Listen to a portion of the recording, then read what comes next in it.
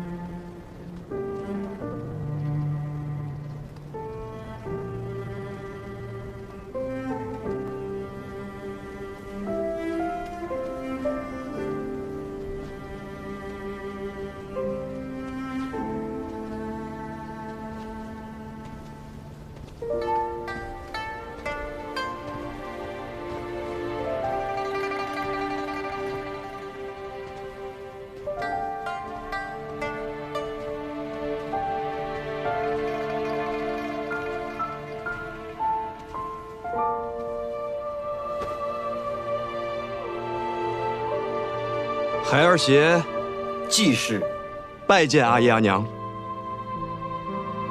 慢着！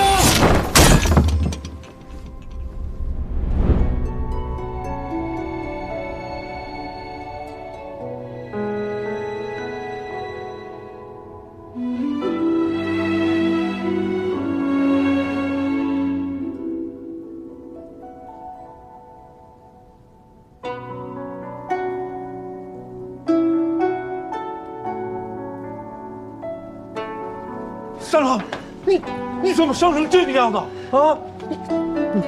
你这是怎么回事啊？这怎么了？这是啊？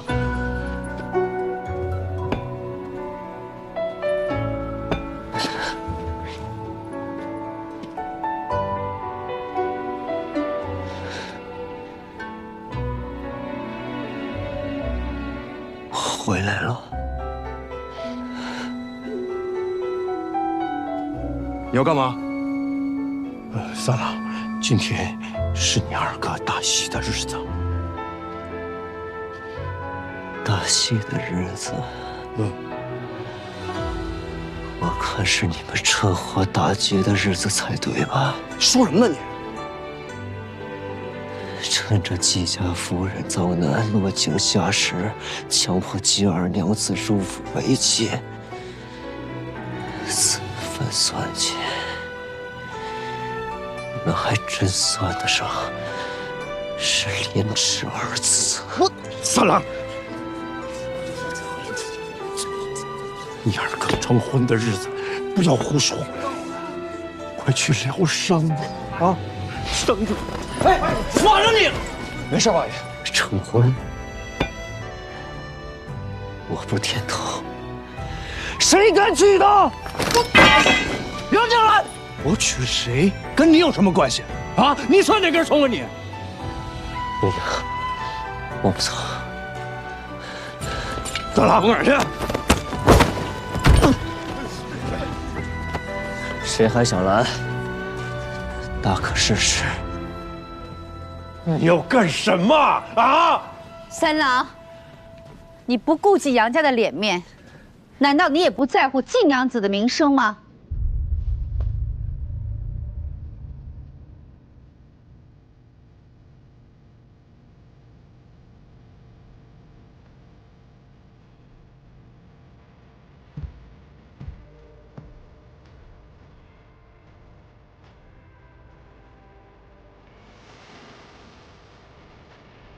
你可以带他走，但你想清楚了，今日出了这个门，晋娘子的名声可就保不住。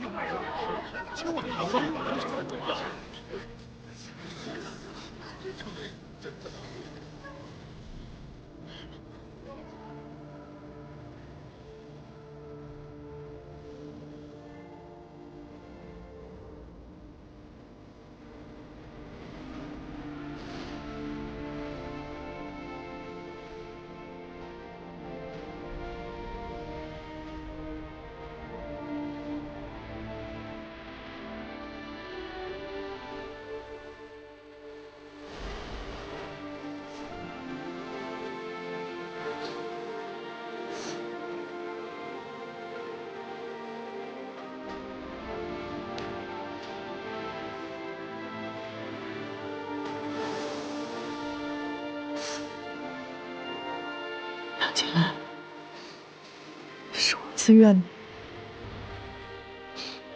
今日我与你二哥成婚，虽然没有宴请宾客，但是杨家众人皆知。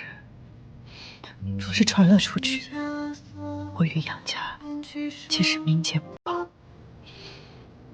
况且，杨家是为了救我阿娘，才应了这门婚事。我若毁约，以后如何取信于人？你不必担心，谁敢多嘴，我割了他的舌头。你难道堵得住全天下人的嘴吗？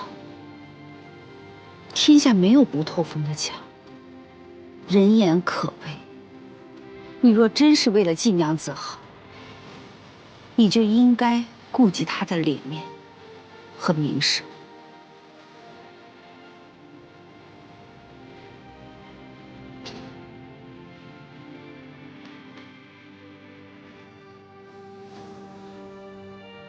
好，既然你已决定加入虎狼窝，那换个人家可好？什么？端礼何在呀？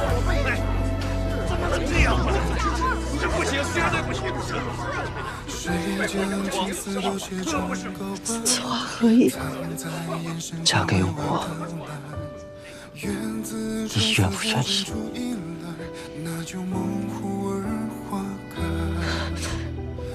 可是这事跟你没关系，你没必要牵扯进来。你只管说愿与不愿。杨静兰，你别欺人太甚啊！你这么做，我这脸往哪放啊？三郎，这个季娘子是你二哥娶的妾室，你这样硬夺硬娶，这传出去，成何体统啊？你为过，他还不是我二哥的人。你们拿他的家人来做威胁，我可抢娶的人是你们！你别胡说八道了你！明明就是他自己主动找上杨家的，要不是我阿娘劝我，你以为我愿意娶她呀？你们把他当作筹码，我视他做珍宝。今日我向静兰必娶她！你不是乱了刚肠啊！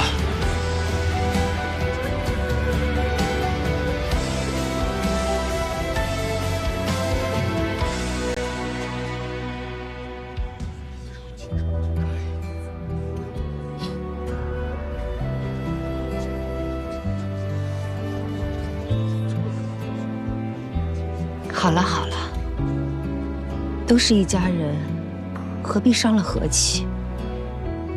三郎无非是担心我们觊觎季娘子的产业，又怕给二郎当妾委屈了季娘子，所以才想娶季娘子为正室，这样既能保住季娘子的名声，又能保住杨家的声誉。既然二郎不想娶，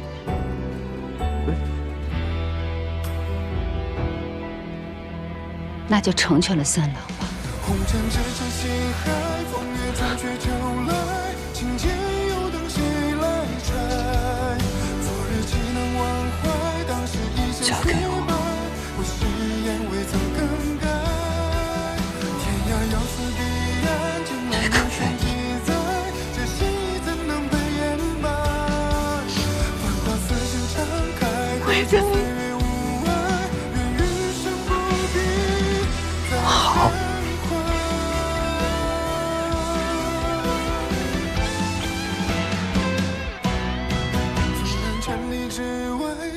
我娶你。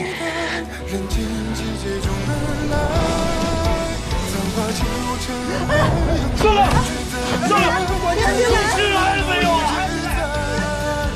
风霜当雪无爱，不离一生期待，看雪花风吹又归来。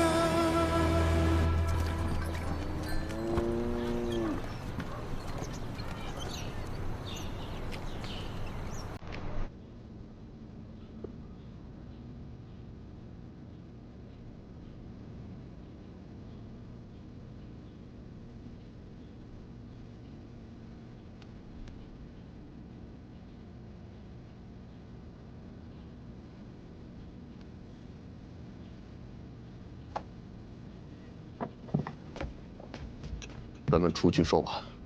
好。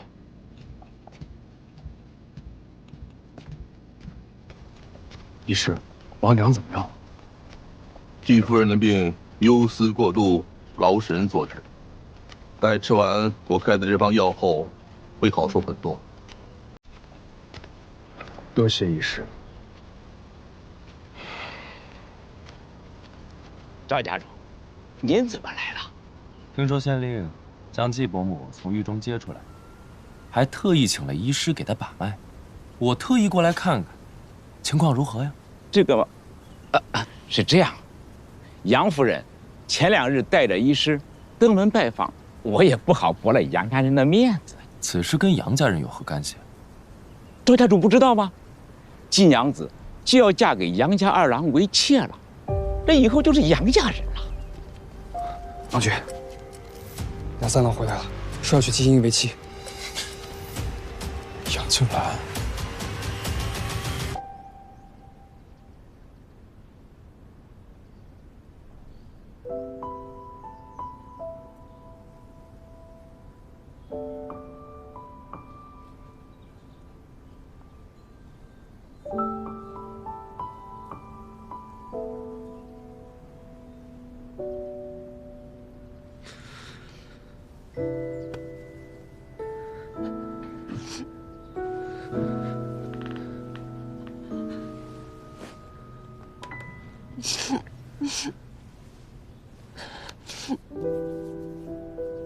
久别重逢，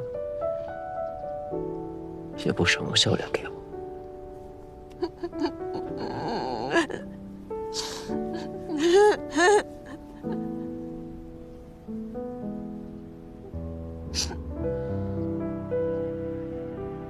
这次要不是高方带兵及时赶到，我就死在路上了。你为什么要回来？你伤得很重，你差点……我回来给你兜底呀。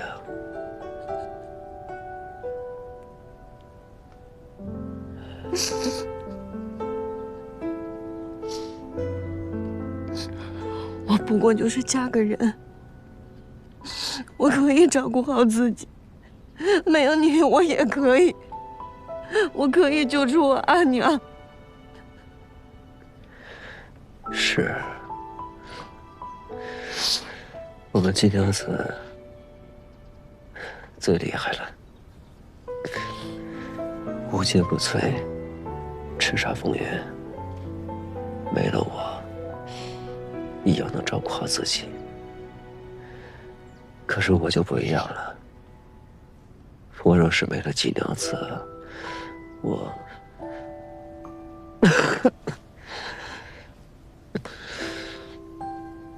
就没人能给我倒杯水喝了。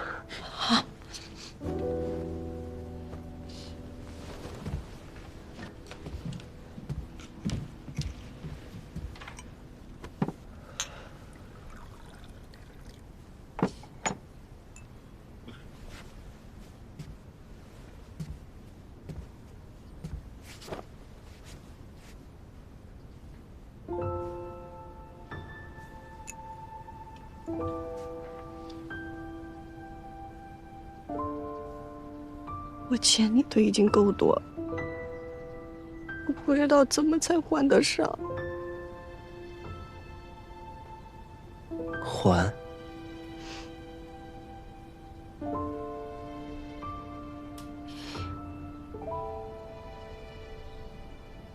盟友之间互帮互助，本就是应该的，没什么还不还。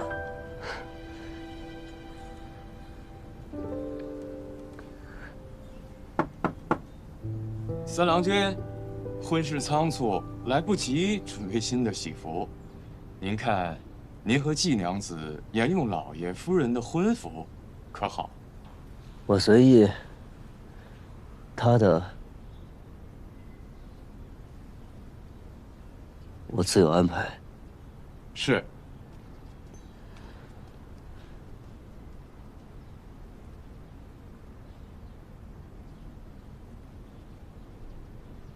你嫁给我二哥，就真的走不了了。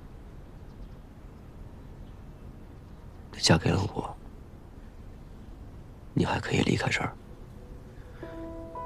等你把这杨家的恩情还好了，我可以给你一封和离书，给你离开杨家的自由。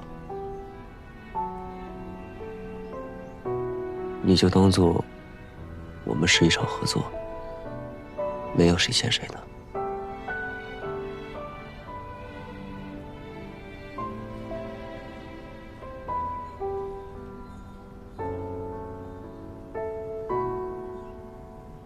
好，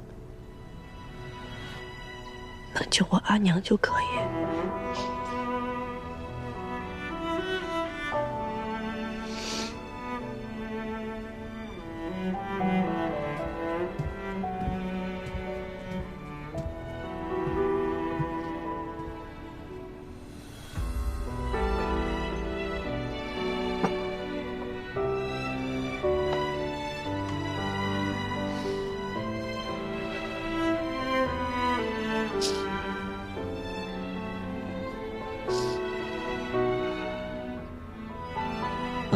你帮我把我的包袱拿过来一下。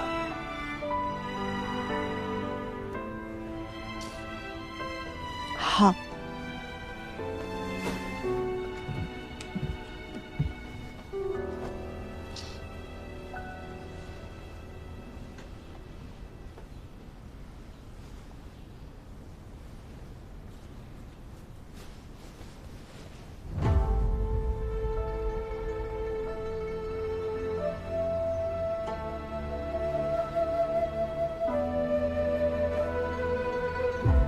蜀红嫁衣，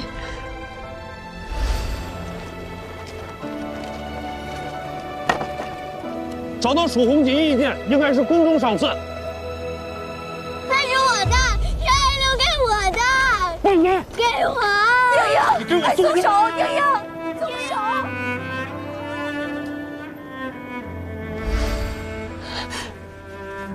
这是我阿耶的蜀红锦。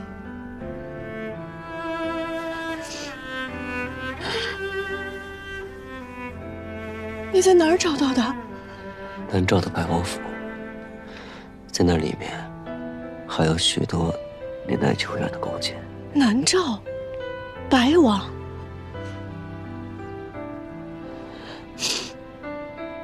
有景勾结的人是白王。此事日后再说，不是眼下可以解决的。但好在，这守护佳音物归原主了。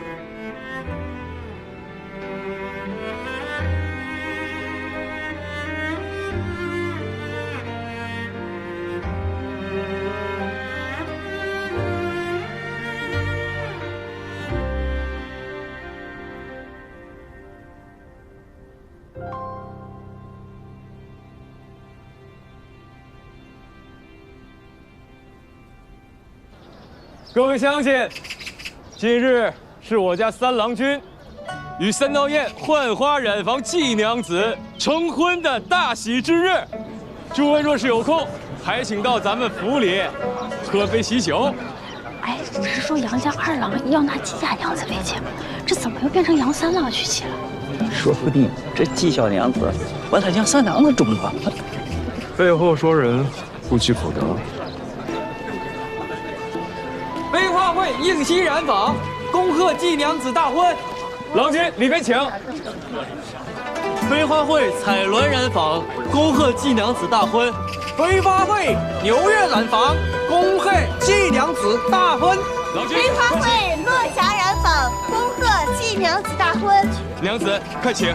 飞花会名誉会长，当朝国舅爷三来，恭祝季娘子大婚。爷都来了，郎君里面请。请。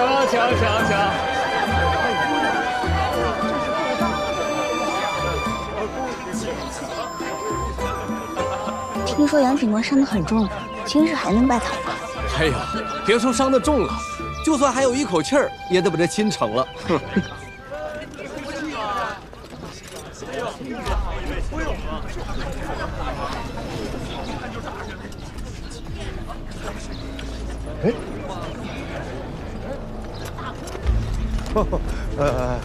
今天是小儿子大婚，不知副都督前来何事啊？警官杨静兰无辜屠杀城中将士，胆大包天，本将奉牛都督之命，依法前来缉拿。不可能，不可能啊！我是说这小子误中误挂了，迟早害了我们杨家。你不要一嘴！牛副都督，好不通人情世故啊！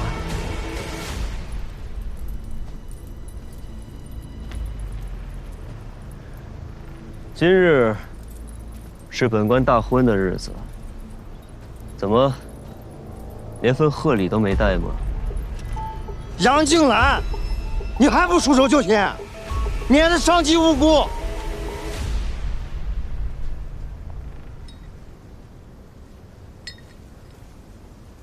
你可认得这是何物？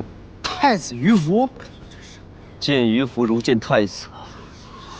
跪！太子玉符，快跪！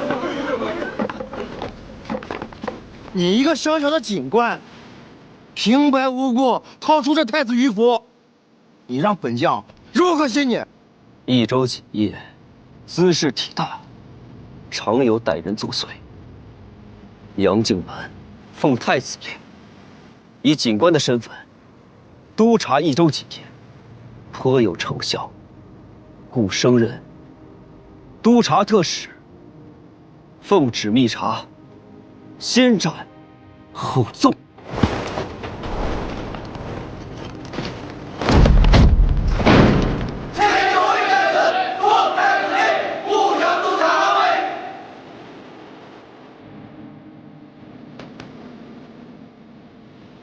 见太子于福不跪，你要造反呐！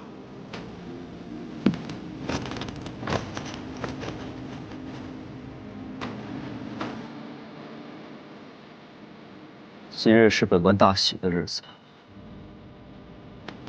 你带兵闯入，惊扰了我的夫人，还有我的宾客，你该当何罪？牛某草率了，惊扰了诸位宾客与杨三少夫人，还请杨督察谅解。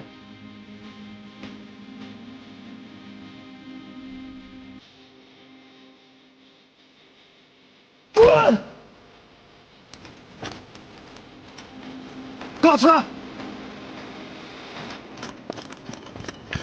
这！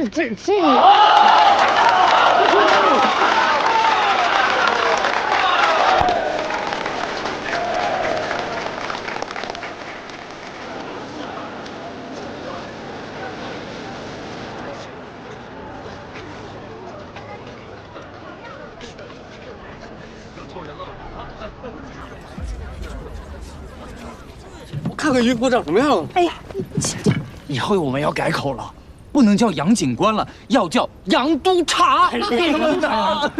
好了，先扶你回去休息。哎，不行，还没拜堂。对呀，还有一口气呢，得拜堂啊！我拜什么拜？都伤成这样了，改日吧。不改，就今日拜。你都伤成什么样了还拜？不拜了，走。不拜了，直接洞房。啊？这叫什么话？对，直接洞房。什么啊？直接洞房，走。洞房，走！没消息。哎，慢点！宾客们，也都入席吧！啊！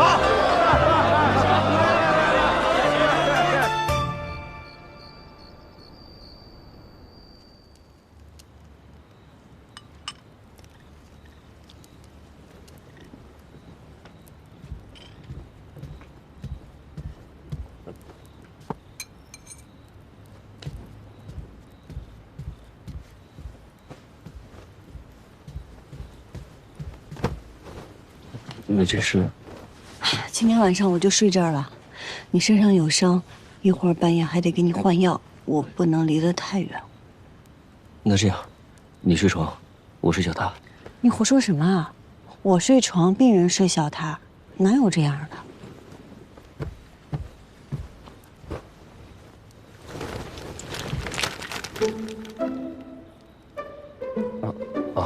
这是他们准备的一些西瓜，寓意着早生。我知道。怎么剩这么多？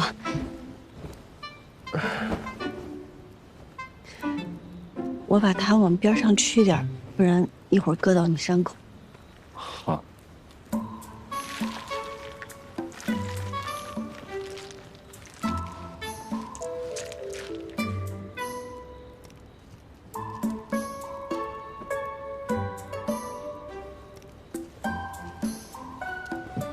再拿个枕头。哎，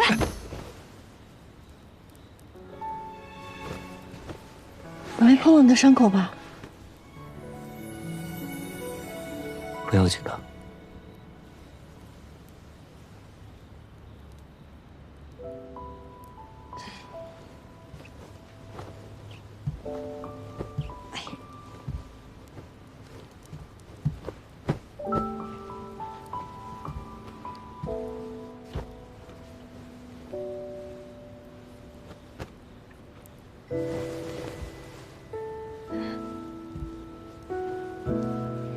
好了，躺下吧。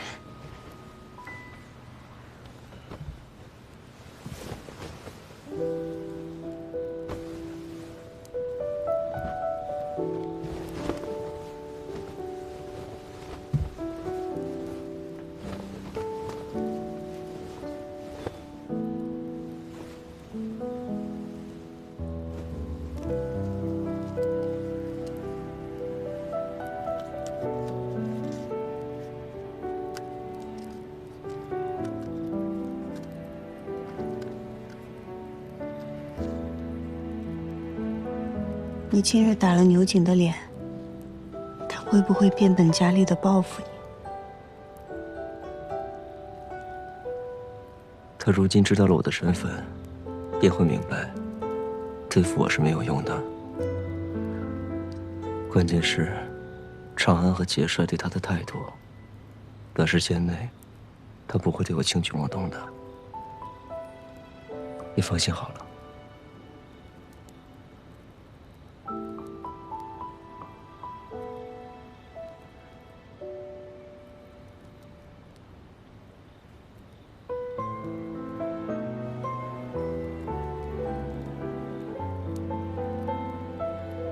早点休息吧。嗯。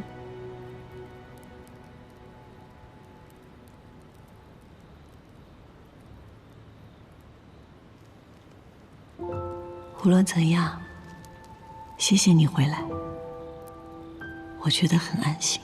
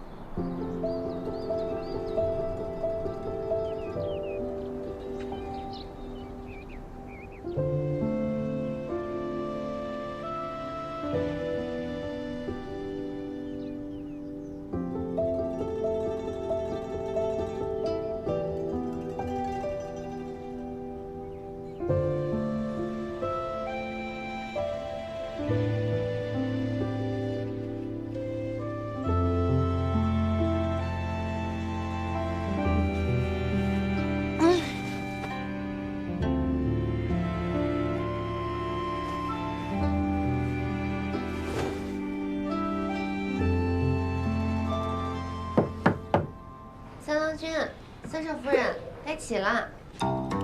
好，你先别进来。等一下，等一下，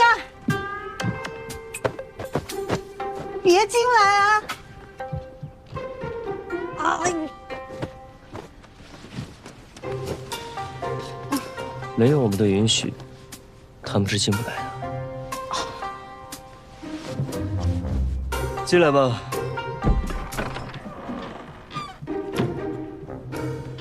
奴婢锦绣见过三郎君、三少夫人。夫人命奴婢带着他们几个粗使丫头，在三郎君的院里侍候，听候三郎君、三少夫人吩咐。嗯。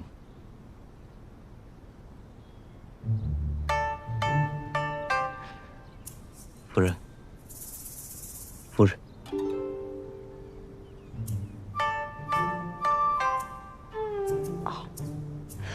起来吧。谢三郎君、三少夫人。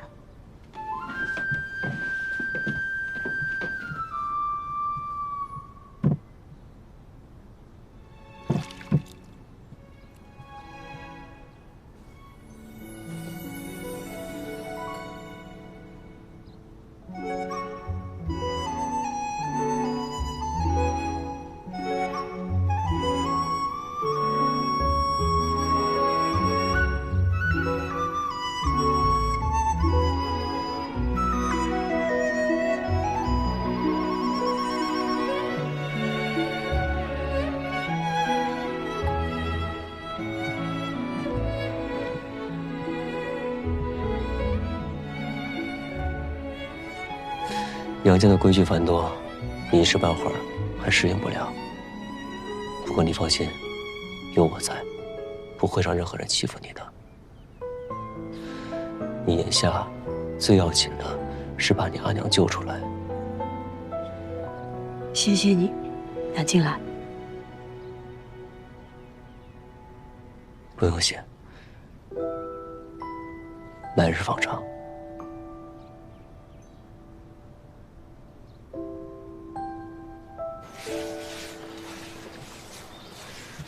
哎，这雪呀，都把木板给染红了。如果不换这舱板呢，都没人敢坐我的船，真晦气。行了，少说两句，喏，够你换舱板的钱了吧？够了，够了，够了。麻烦你把当天的事一五一十的告诉我们。成家立业，可如今你的业在哪儿呢？你一个大男人不觉得羞愧吗你？哎呀，专家，什么时候到呢？快了，你怎么不在船舱里再多歇一会儿呢？啊，这两个女人太闹腾，我出了太多气。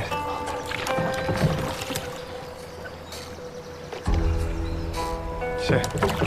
差不多快到了，我进去看看他们啊。杀人啦！杀人啦！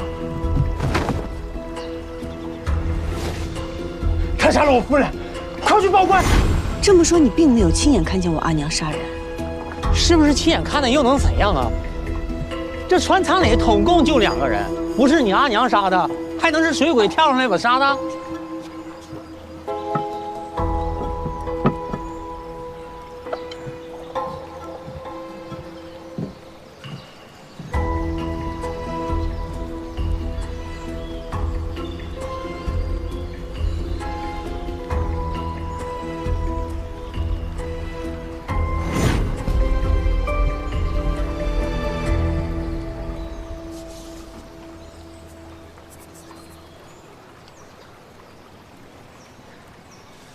平时你们船上点香吗？点香啊，点香可以驱蚊呢。但是这奇了怪了，自从他们上了那条船以后，这个香炉就不见了，真奇怪。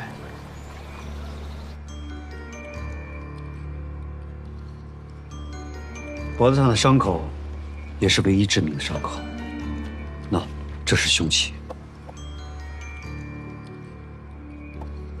这的确是我阿娘的簪子。啊，还有这边，这是你阿娘、姨母以及李峰身上的外伤，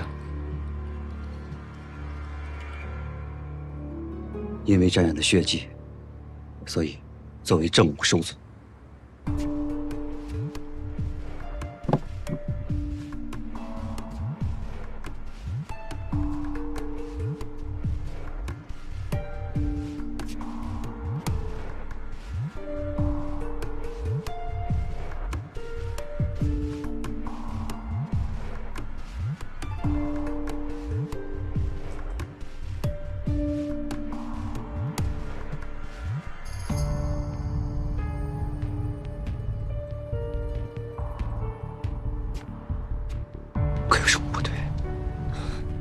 这2件不是血，是染料。染料？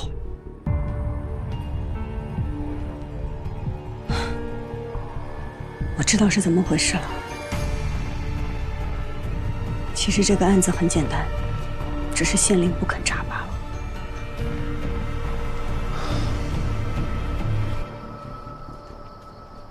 死者夫婿李峰和船夫于三儿，皆可证明。当日在船上，李徐氏与季徐氏曾发生过争吵，而船将靠岸时，他们2人进入船舱，发现死者已被季徐氏用发簪刺死。这人证物证俱在，季娘子，你说你阿娘冤在何处？与本官从实说来。民女有3个疑点，其一，根据于四儿的证词来看，他并没有亲眼看见我阿娘杀人。而是在李峰进去片刻后，听到喊叫声，继而看见我姨母满身鲜血地躺在李峰怀里。因为被李峰挡住，他可能都没有看到我姨母身上是否有伤口。船在江中，四面无人，这船舱内只有你阿娘和姨母，除了你阿娘，谁会动手？为何我们不怀疑第一个发现死者的人呢？李峰与船夫先后进入船舱，不过间隔片刻，他哪里来得及杀人？那2个人又为何不反抗？为何不发出声响？这就是疑点2。若我阿娘真是杀人凶手，那为何当时也昏迷在了船上？也许是你阿娘杀人时不小心磕到了头，晕了过去；又或是你阿娘杀人后害怕的昏了过去。不排除这些可能，但还有另一种可能，就是我阿娘是被人陷害。他和我姨母同时被迷昏了。你说的不过都是猜测，并无实证啊。民女有证据，还请孟县令过目。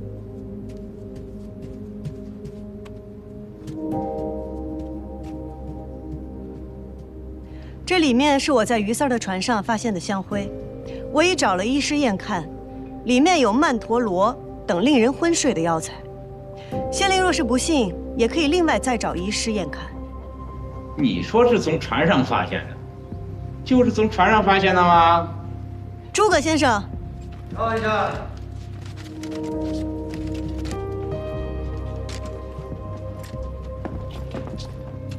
孟县令，杨督察身体不便，着在下与牵牛卫协助杨三少夫人查案。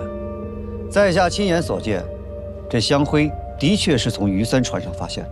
此事无关己业，就不劳杨督察费心了吧？孟县令此言差矣啊！这案中的苦楚，可是飞花会的会长，怎么就事不关己业了？不过杨督察相信您一定能够查清楚真相，所以无意插手此事。只是凶手公然杀人，胆大包天，想来这背后必定是有人。杨督察派在下前来，只是想告诉督察夫人，您的背后也有人，不必怕他。就算是在船上发现的又如何？你如何证明这就是那船夫当日所点？你阿娘又是闻着这迷香昏迷的？确实如此啊，何以为证？无法证明。你没法证明，拿出来说什么呀？但是民女有第3个疑点，望县令容禀。我不容你禀，有不禀了？这3件外衫是案发当日我阿娘、姨母还有李峰身上的外衫。孟县令看看上面的血有何区别？血衣不同，有什么不可看的？本官不看。好，那就请诸位看看，这衣服上的血有何不同？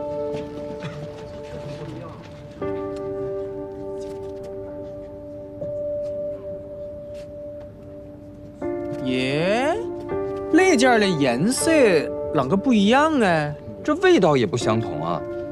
继续式的衣服上的血腥味明显更淡一点啊。因为它有的是血，有的只是染料。我阿娘身上这件，大部分都是染料。你们家可是染户，你娘衣服上有染料，这有什么奇怪的？可我姨母并非染户，为何她的衣衫上也是染料？李峰的衣服上为什么只有血迹，没有染料？季莺莺，你说这3个疑点，就算是真的，可与本案的真相毫无关联呢？自然有关。这3个疑点串联起来，就说明我阿娘不是凶手，而真正的凶手是他，李峰。满口胡言！从一开始，李峰就设好了这个局。那天在船舱里吵架的，并不是我阿娘和姨母，而是李峰故意滋事，让船夫听到声音。同时，他在船舱角落点了一支迷香，并借故离开。李峰离开不久，我阿娘和姨母就都昏过去了。船舱外的李峰故意拉着于三说话，快了，你怎么不告诉他刚刚船舱里是我阿娘和姨母在吵架，制造我阿娘的杀人动机。等到船快靠岸的时候，他便假惺惺地去船舱内喊人，这时才是他施展障眼法的时候。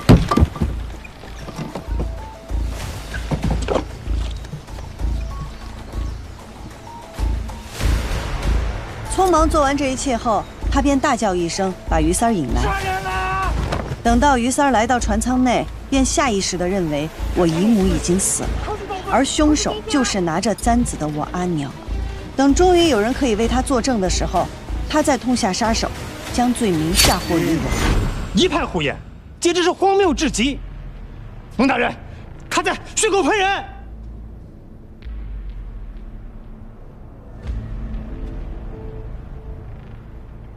杨三少夫人，你的推断确实很有趣，可惜呀，除了死者的血衣之外，没有任何的直接证据可以证明是李峰杀人，而你娘杀人的证据确凿。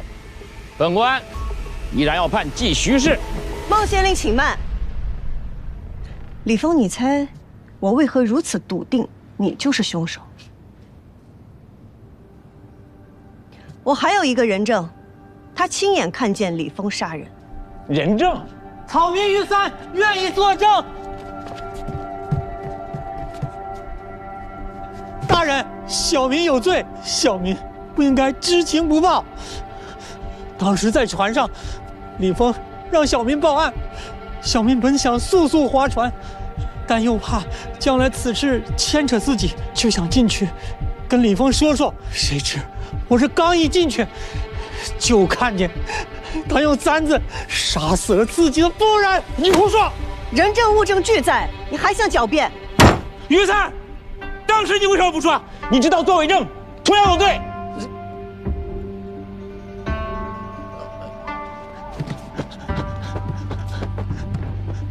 大人，小民只想多一事不如少一事，而且此事牵扯到什么，您是知道的，小民哪敢说呀？怎么可能？若是没人看到，我又怎么会想到去看衣服上的血迹？我又怎么会推断的如此毫无差错？不可能！我动手的时候明明回头看过，没有人，根本没有人。孟县令。他招了，季莹莹，你诓我！比起你栽赃陷害，人面兽心差远了。季莹，你好大的胆，竟敢勾结证人，公堂作伪，你该当何罪？要罚也应该先罚凶手。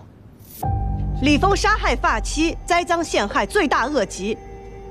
难道孟县令要视而不见，充耳不闻吗？难道视而不见，充耳不闻吗？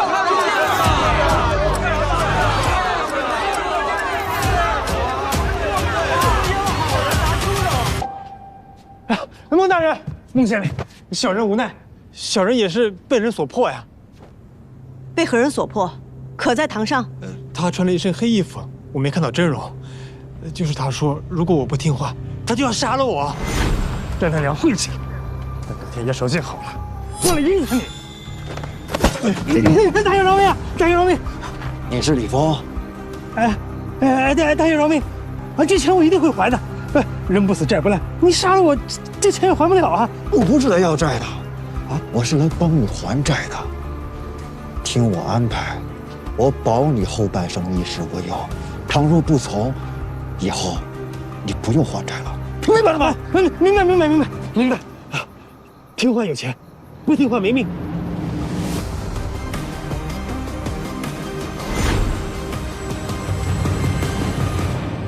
他已全部招供。请孟县令为民做主。请孟县令为民做主。请孟县令为民做主。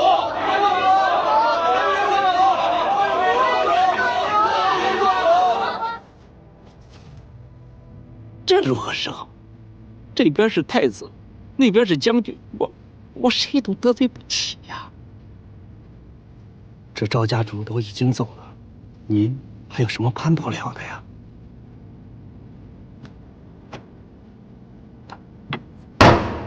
大胆李峰！之前你贼敢做贼，现在你就欺骗本官！来人，给我拿下！孟大人，咱们说好的。住口！孟大人，咱们说好的呀！孟大人，本官宣布，继续是轻的，无罪释放。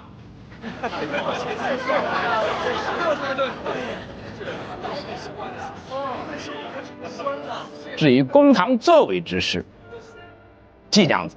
孟县令秉公办案，是乃百姓之福，我等之幸。我等之幸，孟县令，也是公民可以。孟县令真是明察就好，这一段传出去，真是一段佳话呀。孟县令今天的案子，如果让我阿爷知道，肯定夸孟县令这案子办得漂亮啊！老爷，疑心为重。你季莹莹救母心切，事出有因。至于公堂作伪之事嘛，本案就不追究了。本案就此结束，退堂。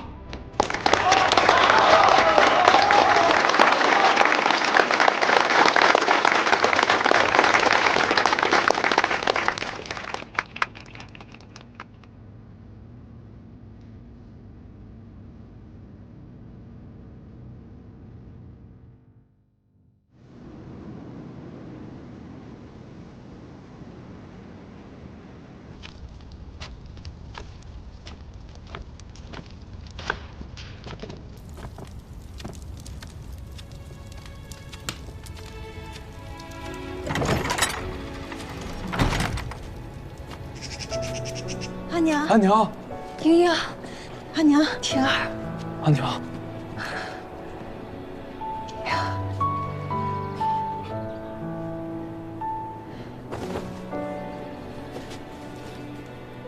阿娘，我们回家。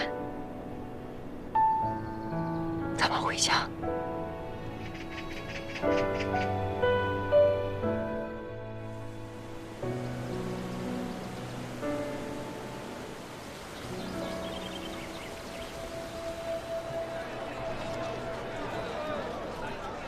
英英，阿娘不在的这些时日，家里是不是还发生了什么事啊？我嫁进了杨家，嫁给了杨三郎。你是不是为了救我，所以才……不是的，阿娘，是我自己想嫁去的。不会的，你一定是在骗我。阿娘那时还在牢中，若非逼不得已，谁会在那时婚嫁？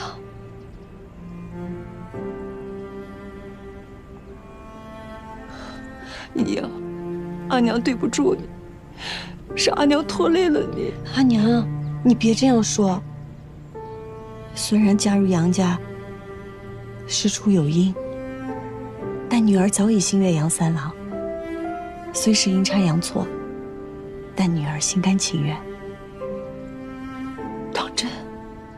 当真。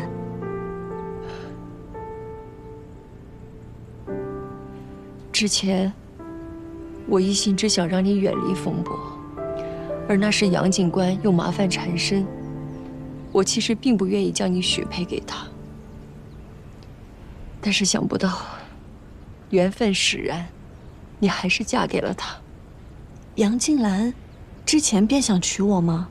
傻孩子，难道你看不出他的心思吗？他待你不好吗？好，他待我很好，一直都很好。只是我们向来以盟友相称，不曾表明情意。我原想等他回来后，我便与他问清楚。前几日他千里迢迢，遍体鳞伤，也要赶回来护我，与我成婚。我怎会不明了他的心意？但或许是这场婚事来得太突然，交杂了太多东西，我无法像真正的心腹那样心安理得地去面对他。那些想问的话，想说的心意，反而变得难以启齿。阿娘替你高兴了，不急，不急哈。只要你们两个人的心是在一起的，我相信有些话，即便是不说出来，彼此也能感应到。我与他来日方长。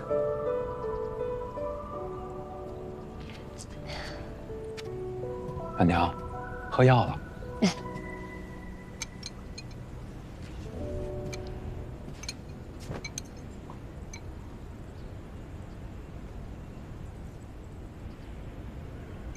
阿娘，等您身子恢复好以后，我们就离开宜州，去江南生活。我们一家人平平安安的过日子。你跟阿兄先去，我安置好这边就过去找你们。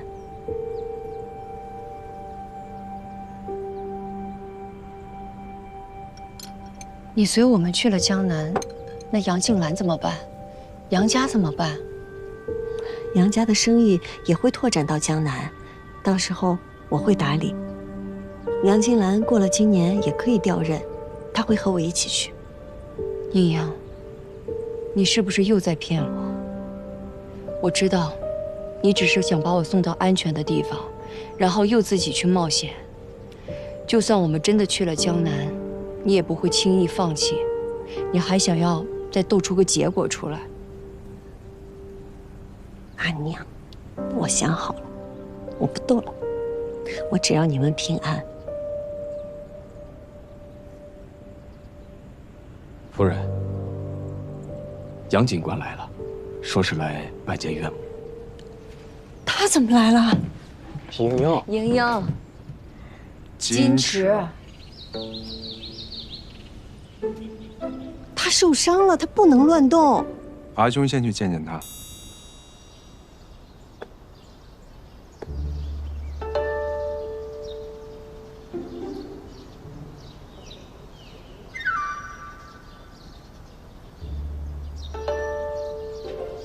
你可知茵茵最喜欢吃什么？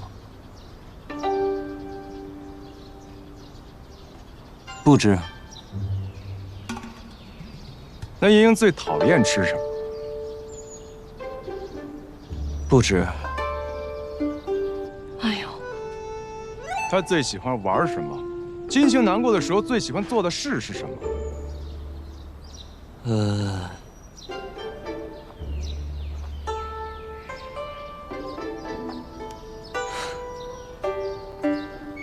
不知。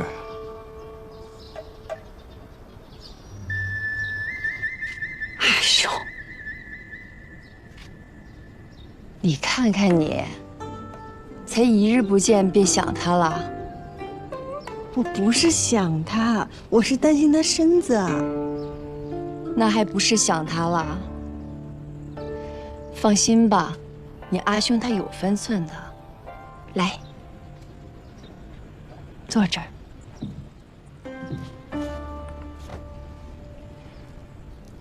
茵茵，杨家高门大户，肯定规矩也多。你既然已经嫁人了，小性子就多收敛收敛，别总像在家里一样，整日鸡飞狗跳的。我哪有？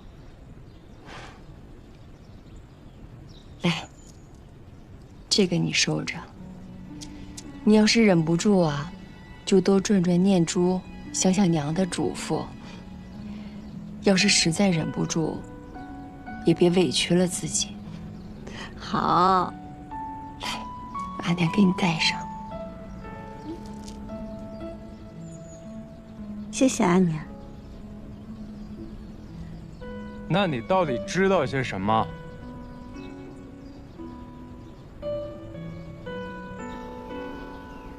我知道，既然我娶了她，就要让她有枝可依，不再独自面对风霜。你与她志趣相投，两心相应，但对于成婚不止如此。对于夫妻而言，柴米油盐家长里短对于情谊的损耗，半点不比风霜刀剑的少。而茵茵更是不同寻常的女子，或许更难释然。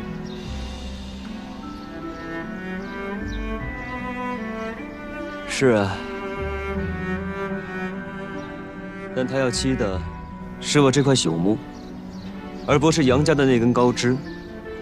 待她与杨家吕诺，我们就搬出去。3餐1宿，冬夏春秋。我会陪着她，爱护她，理解她，尊重她。即便她已经嫁给了我，季莺莺，都先是季莺莺，再是我杨静兰的妻子。